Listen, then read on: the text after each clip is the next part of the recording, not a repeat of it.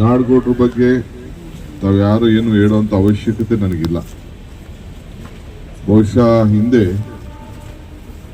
ನಾನು ಅವರು ಜೊತೆಲಿ ಮಂತ್ರಿಯಾಗಿ ಬಂಗಾರಪ್ಪನವ್ರ ಸಂಪುಟದಲ್ಲಿ ಕೆಲಸ ಮಾಡಿದ್ದು ತಮಗೆಲ್ಲ ನೆನಪಿದೆ.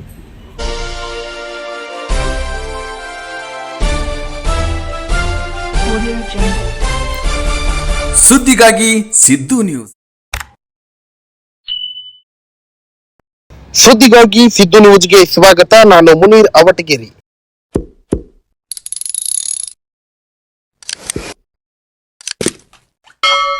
ಮುದ್ದೇಬಿಹಾಳ ಕಾಂಗ್ರೆಸ್ ಕಾರ್ಯಕರ್ತರು ಹಾಗೂ ನಾಡಗೌಡರ ಅಭಿಮಾನಿಗಳಿಗೆ ಮುಖ್ಯಮಂತ್ರಿ ಡಿಕೆ ಶಿವಕುಮಾರ್ ಮಹತ್ವದ ಭರವಸೆ ನೀಡಿದ್ದಾರೆ. ಈ ಕುರಿತು ಮಾತನಾಡಿದ ಡಿಕೆ ಶಿವಕುಮಾರ್, ನಾಡಗೌಡರ ಬಗ್ಗೆ ನಾನು ಯಾರಿಗೂ ಹೇಳಿಸಿಕೊಳ್ಳುವ ಅವಶ್ಯಕತೆ ಇಲ್ಲ.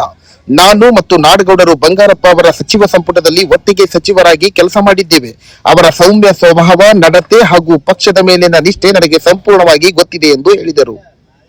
ಅವರು ಮುಂದುವರಿದು, ಹಿಂದೆ ಸಿದ್ದರಾಮಯ್ಯ ಅವರ ಸಚಿವ ಸಂಪುಟ ರಚನೆಯ ವೇಳೆ ನಾಡಗೌಡರ ಹೆಸರು ಗಂಭೀರವಾಗಿ ಪರಿಗಣನೆಯಲ್ಲಿತ್ತು. ಆದರೆ ಕೊನೆಯ ಕ್ಷಣದಲ್ಲಿ ಎಸ್ಆರ್ ಪಾಟೀಲ್ ಅವರ ಹೆಸರು ಅಂತಿಮಗೊಂಡಿತು. ಆದರೂ ನಾಡಗೌಡರು ಪಕ್ಷಕ್ಕಾಗಿ ಯಾವುದೇ ಬೇಸರವಿಲ್ಲದೆ ನಿಷ್ಠೆಯಿಂದ ಕೆಲಸ ಮಾಡುತ್ತಲೇ ಬಂದಿದ್ದಾರೆ ಎಂದರು. ಇನ್ನು ಮಾತನಾಡಿದ ಅವರು, ಜಿಲ್ಲಾ ಪಂಚಾಯತ್ ಸದಸ್ಯರಾಗಿ ರಾಜಕೀಯ ಜೀವನ ಆರಂಭಿಸಿದ ನಾಡಗೌಡರು 6 ಬಾರಿ ಶಾಸಕರಾಗಿ ಜನರ ವಿಶ್ವಾಸ ಗಳಿಸಿದ್ದಾರೆ. ಪಕ್ಷಕ್ಕಾಗಿ ಅವರು ಮಾತನಾಡಿದ ತ್ಯಾಗ ಹಾಗೂ ಸೇವೆಯನ್ನು ನಾನು ಚೆನ್ನಾಗಿ ಅರಿತಿದ್ದೇನೆ. ಅವರ ವಿಚಾರವನ್ನ ಪ್ರಾಮಾಣಿಕವಾಗಿ ಪಕ್ಷದ ವರಿಷ್ಠರ ಗಮನಕ್ಕೆ ತರುತ್ತೇನೆ ಎಂದು ಭರವಸೆ ನೀಡಿದರು. ರಾಜಕೀಯದ ಕುರಿತು ಮಾತನಾಡಿದ ಮುಖ್ಯಮಂತ್ರಿ, ರಾಜಕಾರಣ ಎನ್ನುವುದು ಒಂದು ದಿನದ ಕೆಲಸವಲ್ಲ, ಅದು ಕೃಷಿಯಂತೆ ನಿರಂತರ ಶ್ರಮ ಬೀಳುವ ಕ್ಷೇತ್ರ. ಕಲ್ಲು ಶಿಲೆಯಾಗಬೇಕಾದರೆ ಅನೇಕ ಏಟುಗಳನ್ನು ಸಹಿಸಬೇಕಾಗುತ್ತದೆ. ಅದೇ ರೀತಿ ನಾಡಗೌಡರು ರಾಜಕೀಯ ಜೀವನದಲ್ಲಿ ಸಾಕಷ್ಟು ಸವಾಲುಗಳನ್ನು ಎದುರಿಸಿದ್ದಾರೆ. ಅವರಿಗೆ ನ್ಯಾಯ ದೊರಕುವಂತೆ ನಾನು ಪ್ರಾಮಾಣಿಕವಾಗಿ ಪ್ರಯತ್ನಿಸುತ್ತೇನೆ. ಆದಷ್ಟು ಬೇಗ ಮುದ್ದೇಬಿಹಾಳ ಕ್ಷೇತ್ರಕ್ಕೂ ಭೇಟಿ ನೀಡುತ್ತೇನೆ ಎಂದು ಭರವಸೆಯನ್ನ ನೀಡಿದರು. ನಾಡಗೌಡರ ಬಗ್ಗೆ ತಾವ್ಯಾರು ಏನು ಹೇಳುವಂತ ಅವಶ್ಯಕತೆ ನನಗಿಲ್ಲ. ಬಹುಶಃ ಹಿಂದೆ ನಾನು ಅವರು ಜೊತೆಲಿ ಮಂತ್ರಿಯಾಗಿ ಬಂಗಾರಪ್ಪನವ್ರ ಸಂಪುಟದಲ್ಲಿ ಕೆಲಸ ಮಾಡಿದ್ದು ತಮಗೆಲ್ಲ ನೆನಪಿದೆ. ಈಗ ಅವರು ಹಿಂದೆ ಸಿದ್ದರಾಮಯ್ಯನವ್ರ ಸಂಪುಟದಲ್ಲಿ ಅವ್ರ ಹೆಸರು ತೀರ್ಮಾನ ಆಗಿ ಕೊನೆ ಗಳಿಗೆಯಲ್ಲಿ ಎಸ್ಆರ್ ಪಾಟೀಲ್ ಹೆಸರು ಬದಲಾವಣೆ ಆಗಿ ಅನೌನ್ಸ್ ಆಯಿತು. ಬಹಳ ದೊಡ್ಡ ಅನ್ಯಾಯ ಆಗಿದೆ, ನಾನಿಲ್ಲ ಅಂತ ನಾನು ಹೇಳುವುದಿಲ್ಲ. ಅವರ ಸೌಮ್ಯ ಸ್ವಭಾವ, ಅವರ ನಡತೆ ಕೂಡ ನನಗೆ ಸಂಪೂರ್ಣವಾಗಿ ಅರಿವಿದೆ. ಪಕ್ಷಕ್ಕೆ ಯಾವ ರೀತಿ ತ್ಯಾಗವನ್ನು ಮಾಡ್ಕೊಂಡು ಬಂದಿದ್ದಾರೆ ಅಂತ ಕೂಡ ಅರಿವಿದೆ. ಸೊ ಅನೇಕ ಸಂದರ್ಭದಲ್ಲಿ ನಾವೆಲ್ಲ ಚರ್ಚೆ ಕೂಡ ಮಾಡಿದ್ದೇವೆ. ಇವತ್ತು ಅವ್ರಿಗೆ ನ್ಯಾಯ ಕೊಡಬೇಕು ಅನ್ನೋದು ತಾವೆಲ್ಲ ಒತ್ತಡ ಮಾಡ್ತಾ ಇದ್ದೀರಿ. ನೀವ್ಯಾರು ಬರೋ ಅವಶ್ಯಕತೆ ಕೂಡ ಇಲ್ಲ ಇಲ್ಲಿ. ಆದರೂ ಅಭಿಮಾನಕ್ಕೆ ಯಾರು ನಾವು ನಿಮ್ಮ ಅಭಿಮಾನ, ಪ್ರೀತಿ, ವಿಶ್ವಾಸ, ಸುಮಾರು 40 ವರ್ಷದ ಗೆಳೆತನ ಒಟ್ಟಿಗೆ ಸೇರಿ ಅವ್ರನ್ನ ತಾವೆಲ್ಲ ಸೇರಿ ಸತತ 8 ಬಾರಿ ಚುನಾವಣೆಯಲ್ಲಿ ಹೋರಾಟಕ್ಕೆ ಜಿಲ್ಲಾ ಪಂಚಾಯತಿಯಿಂದ ಕೂಡ ಅವರ ಬೆನ್ನೆತ್ತಿದ್ದೀರಿ. 6 ಬಾರಿ ಗೆದ್ದಿದ್ದಾರೆ. ನಾನು ಇಷ್ಟೇ ಮಾತ್ರ ಹೇಳ್ತೀನಿ, ಈಗ ನಾನು ಮಾಧ್ಯಮದವ್ರ ಮುಂದೆ ಮಾತಾಡೋಕ್ಕಾಗೋದಿಲ್ಲ, ನೀವು ಮುಂದೆನೂ ಮಾತಾಡೋಕ್ಕಾಗೋದಿಲ್ಲ.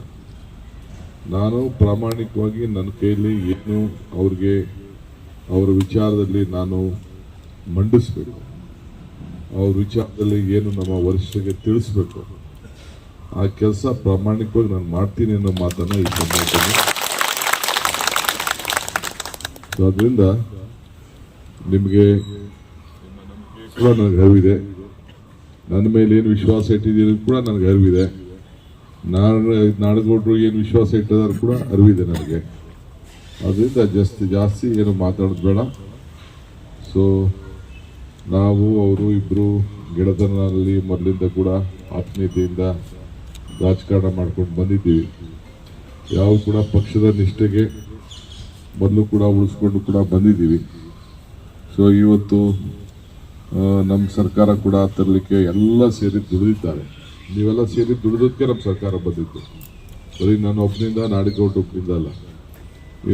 ನೀವೆಲ್ಲ ಹೊಲ ಹುಟ್ಟೋದಕ್ಕೆ, ಹೊಲ ಬಿತ್ತೆ ಮಾಡೋದಕ್ಕೆ, ಉತ್ತೋದಕ್ಕೆ ರಾಜಕಾರಣ ವ್ಯವಸಾಯ ಇದ್ದಂಗೆ 1 ದಿನ 2 ದಿನದಲ್ಲ, 16 ವರ್ಷ ಹೊಲ ಸಮ ಆಗಬೇಕು. ಹಂಗೆ ಒಂದು ಕಲ್ಲು ಶಿಲೆ ಆಗಬೇಕಾದ್ರೆ ಬೇಕಾದಷ್ಟು ಏಟುಗಳೆಲ್ಲ ಬಿದ್ದಿರ್ತದೆ. ಹಂಗೆ ನಾಡಗೌಡರು ಬೇಕಾದಷ್ಟು ಏಟುಗಳನ್ನ ತಿಂದಿದ್ದಾರೆ. ಸೊ ಮಿಕ್ಕಿದ ವಿಚಾರಗಳನ್ನು ಚರ್ಚೆ ಮಾಡೋಣ. ನಿಮ್ಮ ಕ್ಷೇತ್ರಕ್ಕೆ ಖಂಡಿತ ನಾನು ಬರ್ತೀನಿ. ನನ್ನ ಕೈಲಿ ಏನು ನಿಮಗೆ ನ್ಯಾಯವನ್ನು ಕೊಡಿಸೋಕ್ಕೆ ಸಾಧ್ಯ ಇರೋ ಖಂಡಿತ ನಾನು ಪ್ರಾಮಾಣಿಕವಾದ ಪ್ರಯತ್ನವನ್ನು ಮಾಡ್ತೀನಿ.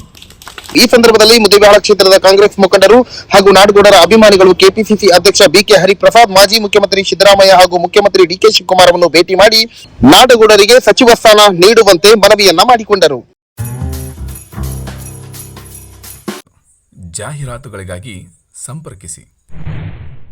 ಹೆಚ್ಚಿನ ವಿಡಿಯೋಗಳಿಗಾಗಿ ನಮ್ಮ ಚಾನಲ್ ಅನ್ನು ಶೇರ್ ಮಾಡಿ, ಹಾಗೆ ಸಬ್ಸ್ಕ್ರೈಬ್ ಮಾಡಿ. ಯಾಕೆಂದರೆ ನಮ್ಮ ಸುದ್ದಿಗಳು ನಿಮಗೆ ಬೇಗನೆ ತಲುಪುತ್ತವೆ.